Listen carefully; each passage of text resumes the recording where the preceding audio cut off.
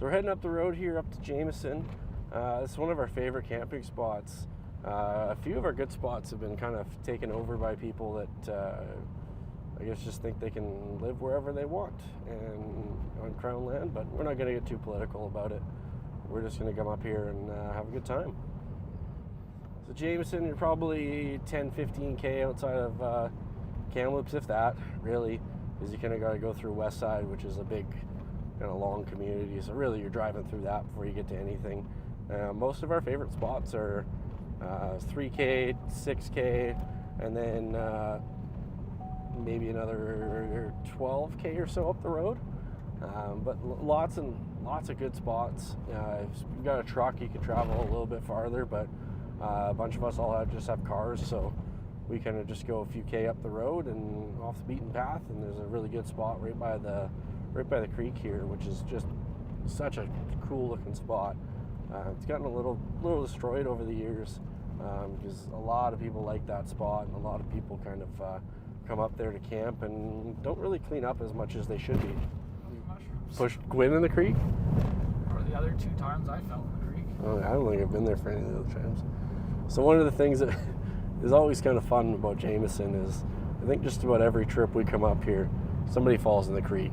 We like to go on adventures, you know, walking up the creek and going up the mountain a bit and just kind of seeing what we can find and seeing if there's anything cool and new around. And I think just about every single year we get somebody who falls in the creek and ends up soaked for the rest of the trip. But, you know, we're always in good spirits up here and just having a good time. So, you know, you just gotta stand by the fire and dry off as best you can and get back to camping.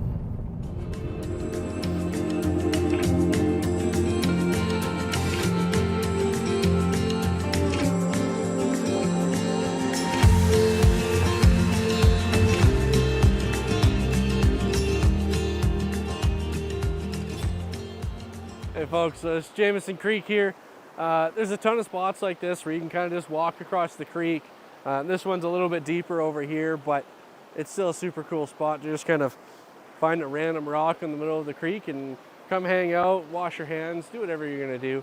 It's pretty clean water running through here. Obviously you don't want to drink it unless you're boiling it, but otherwise it's a super cool spot.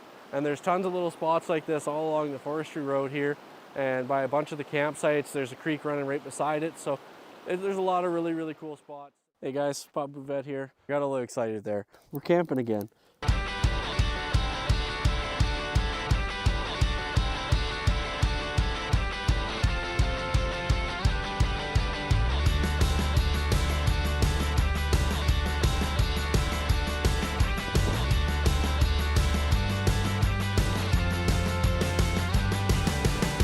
Camping now.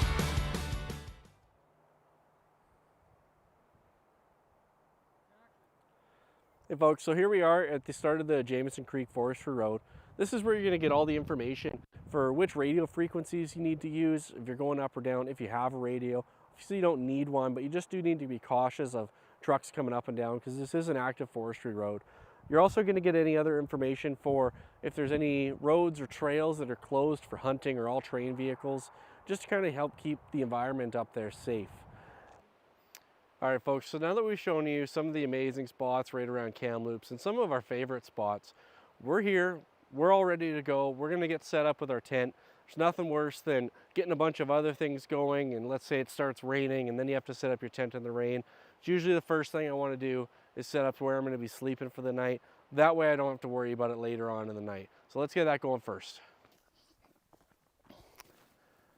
Hey folks, Bouvette here. We're camping again. So we're gonna set up a tent and we're gonna get going. First thing you wanna do is you wanna make sure you pick your camp spot. You wanna make sure you don't have any big sticks sitting around. You wanna make sure it's nice and level. Nothing that's gonna be wrecking your tent, making your sleep horrible. If you're sleeping on a big rock or something like that, you're not gonna like that in the morning. This is a pretty good spot. A couple of kind of outlier roots and stuff. And just break those, kick those out of the way. This big root's kind of going to be where the back of the tent is, so I'm not too worried about that. This little one here, not a huge deal, should be okay. My tent, I actually have a stove in it to keep me warm. may or may not use it tonight, so you want to make sure there's nothing going to be above there.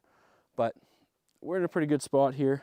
The other thing you want to make sure is where you are. You want to make sure if it's going to rain potentially, you want to make sure you're not in a low spot where all the water is going to kind of run down to you and then, you know, make your tent all wet and just make it miserable.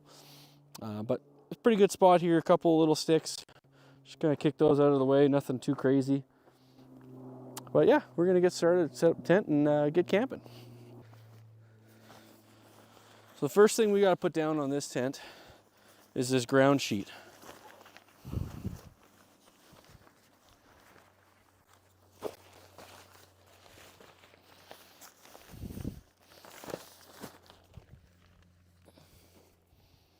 Now we're just going to kind of lay it out and kind of get a feel for how much room the tent's going to take up.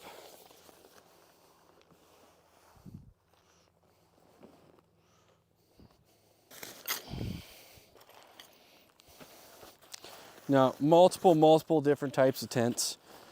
There's lots with poles that are going to be the main standing points of the tents. This one here has actually got 2 poles in it, and then all the guy lines and the stake points. Hey, get out of here, B. God. Ruining the shot.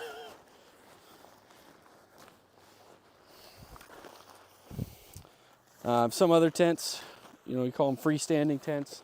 Those are the ones with all the poles that probably most people are the most familiar with.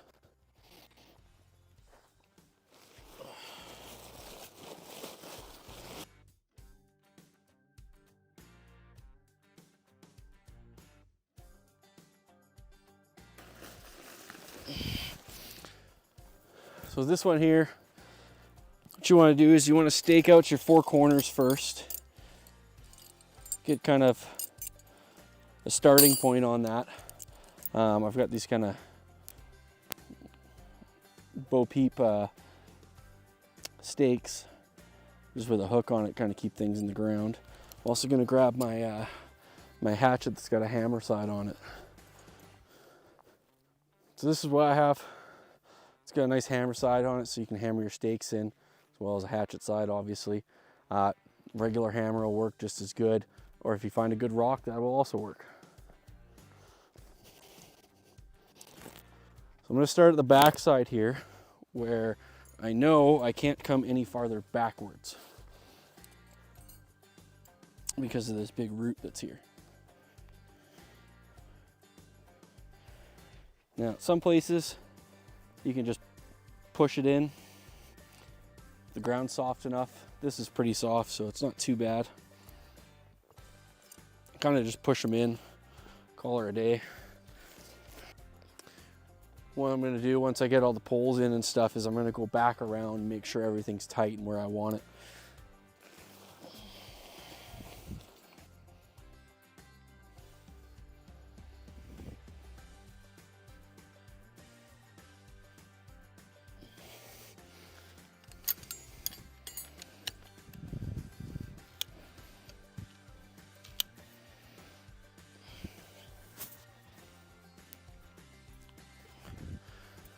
So these are the 10 poles that I have for this one. There's only 2 poles in this one, and the rest kind of just holds everything tight.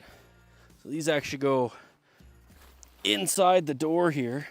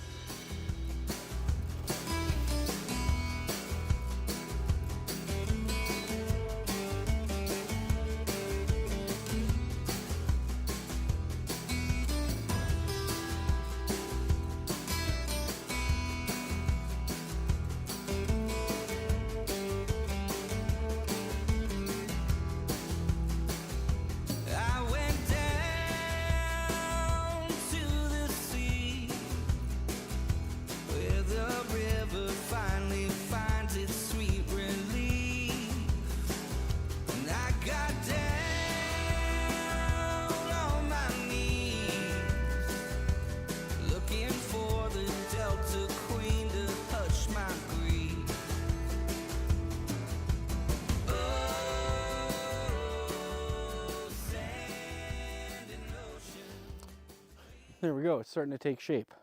So now we have kind of the inner workings of the tent. You want to make sure, if you can, keep all the doors closed while you're building it. That way, make sure that it's not going to be loose in parts or too tight. Kind of close all the doors or open them back up.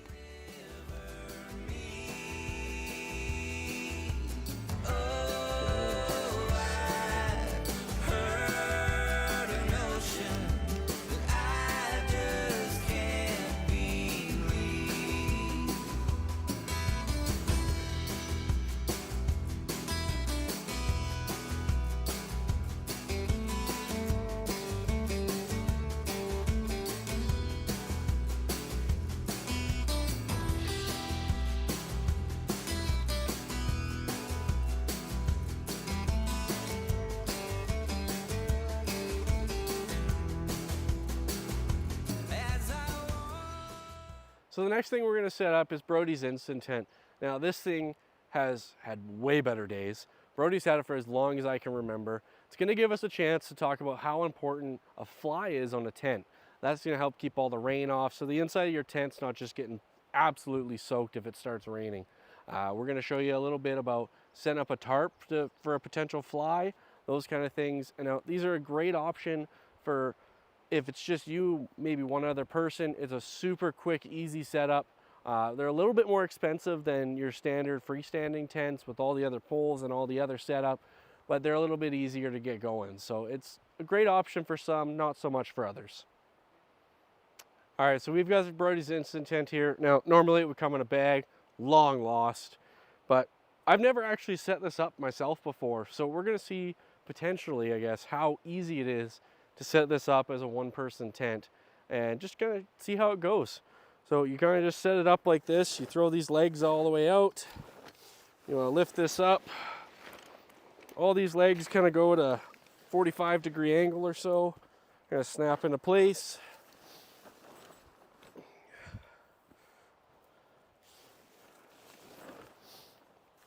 And you just want to extend these legs and just make sure you're sliding all these little clips that hold it, the actual tent material, so they're not getting caught on anything.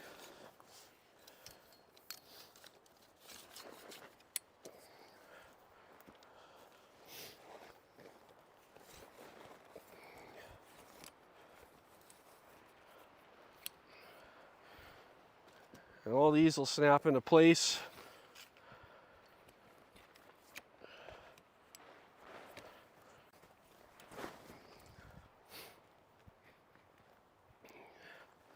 Just want to move these legs out to kind of where they're supposed to be, and that's pretty much it. It was what, maybe 30 seconds, maybe a minute to set up. Obviously, you got a little bit of tinkering. If you're going to stake it down, you got to do that as well. The door doesn't really close properly, so usually we'll kind of clip it shut with some pony clips or something like that. Half of the zipper or so works, but that's more or less the tent. Now, it also doesn't have a fly on it anymore, because that's also long lost, but we're going to show you setting up a tarp over top of it when we were up at Bleecker there. So you want to make sure that if you're trying to avoid, hold on, reset. So you want to make sure if you're trying to avoid getting rain in your tent, that you are conscious of where the rain is going to drain off of the tarp. Because obviously, if you leave kind of a low spot like this, all the rain's going to come down here. It's going to drip right into the tarp. That's pretty much the Instant Tent. Like I said, super quick, super easy. For a lot of people, this is going to be a great option, especially if you're only going out for maybe one night or 2 nights. It's something super simple. It's not a huge pack up, so there's not a whole ton of space that you're using for it. But like I said, it's a great option for a lot of people. So onto the topic of tarps, there are a couple of things that I love bringing a ton of. Is tarps and rope. If you don't have like a gazebo shelter or something like that, you can always set up a tarp up in the trees, kind of keep an area where you're gonna have a dry spot in case it does start raining. They're great to put on the ground as well to kind of keep that moisture barrier between the ground and the tent. There are so many things that you can make with tarps. You make different shelters, you know, there's so many different uses for them. So I always love bringing a couple of tarps with me, even if I don't think I'm going to use them, and a ton of rope. There's nothing better than having 1,000 feet of rope. You can get them in a big roll. You don't need anything super thick and heavy, but a lot of little paracord, stuff like that, it's going to go a long way. Okay folks, so now we're all done eating. We got to do some cleanup, but the wind's starting to pick up here, so it's starting to become an issue. We have stuff flying off the table, so what we're going to do is put a tarp up kind of along the trees here, all along the back, just to help kind of block that wind. That way when we're cooking lunch and dinner later, stuff doesn't flying away from us, making a mess, making it harder to clean up later, and potentially blowing out our grill. Don't think it'll happen, but you know, better be safe than sorry.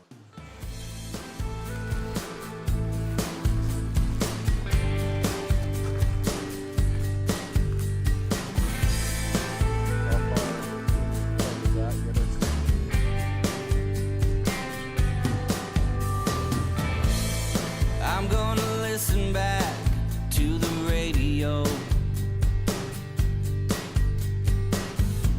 biding my time to hear the tune that hits my soul. Finding the words was always the hardest. All right, so the next tent we're gonna get into is a big canvas wall tent that I've borrowed from Tom. It's super, super nice, really spacious. Now, borrowed it from him, it's from maybe the 40s, I don't even know. It's got no instructions, so we had no idea what we were doing when we were setting this up. It was quite the hassle, but now that we've kind of done it once, it's gonna be a little bit easier getting that going and kind of remembering the steps to do that. Oh yeah, dude. Oh my God. What did we get ourselves into? I mean, we're professionals.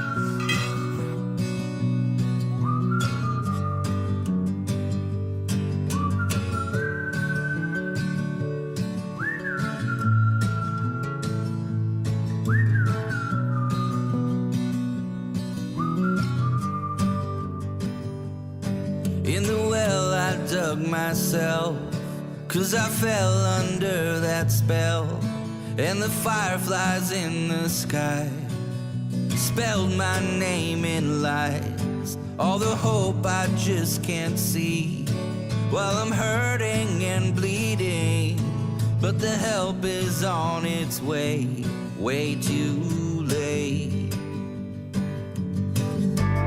I will survive. I will find a lifeline. I will survive.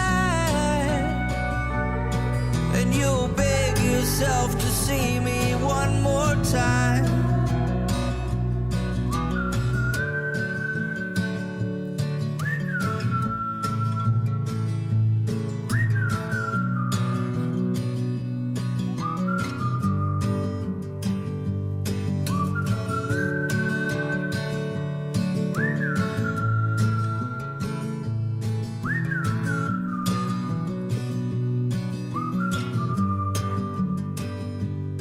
In the days that I can't see the forest for the trees, in the hours I spend alone, searching for my home, all the hungry nights awake, where my tears are all I taste, and the help is on its way, way too late.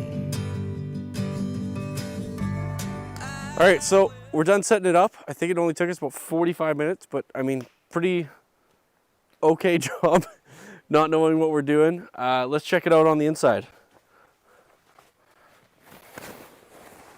First thing, huge door here. This is awesome. Screen.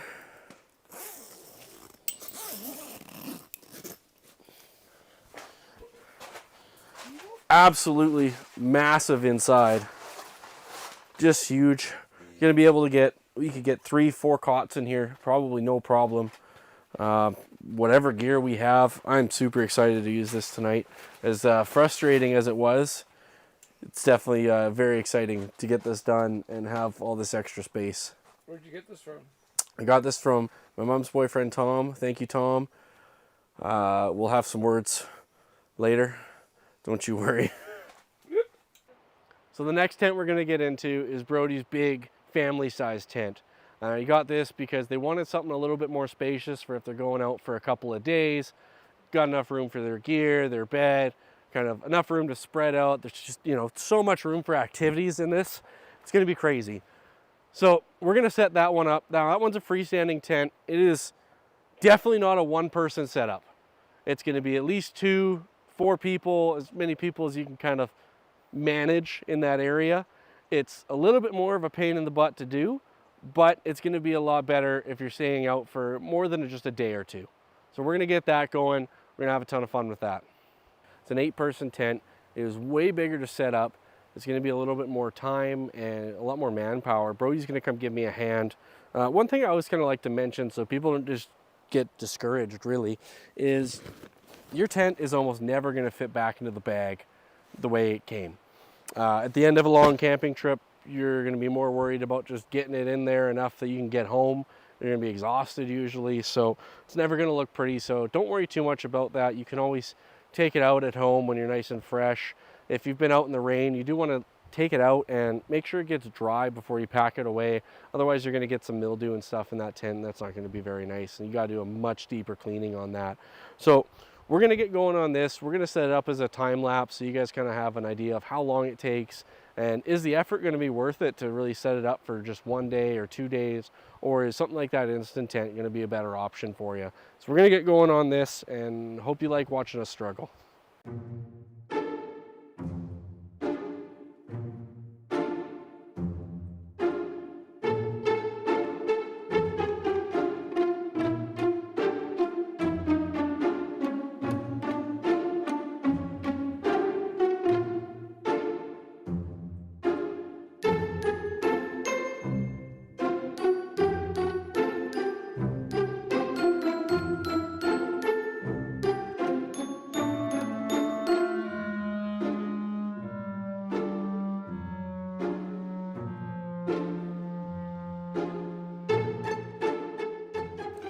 All right, folks, so you can definitely tell there's 2 different types of camping.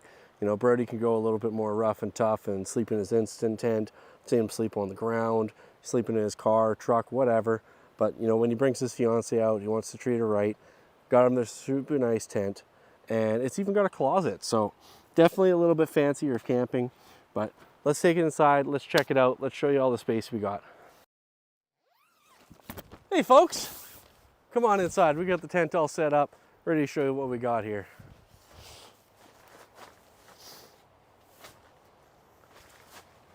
So as you can see, tons of space for activities. You could build bunk beds in here, whatever you want.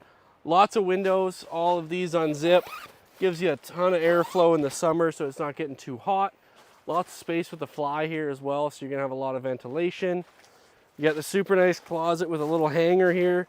You know, hang your camping suit, whatever you're gonna wear. Hang up some wet towels, whatever, right? Said another window. And that's pretty much it. You got tons of space. You could put 2 queen beds in here, no problem. Whatever you're gonna do. All right, folks, so now that we've got this all set up, we're gonna show you what it's like to take it down. Now, normally you're gonna be camping. You're not gonna have some producer dragging you out to the woods, yelling at you to set this up, tear this down, do over here, go over here. You're gonna be having a lot more fun. So we're gonna be taking this down. We're gonna show you what that's like as well, and show you, see if we can get it packed up in the bag pretty close to the same way that it came out. So let's get going on that.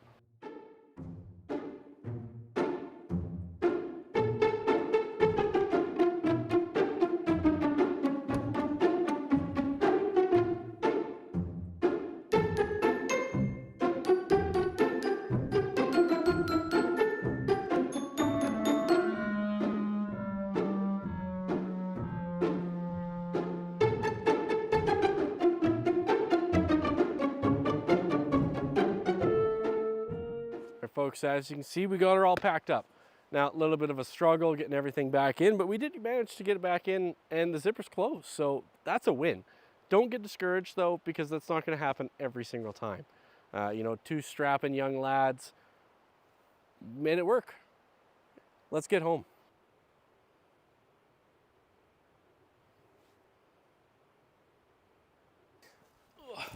So on the topic of shelters or tents or whatever, we saw this out here. Now, obviously this is, you know, probably just some kids making a little shelter. The amount of effort it's going to take to make something like this waterproof with all the tree boughs and stuff you're going to have to put on it probably just isn't worth it unless you're in a survival situation. You know, you really want to just bring a tarp or a tent. You just want to be pop-up prepared.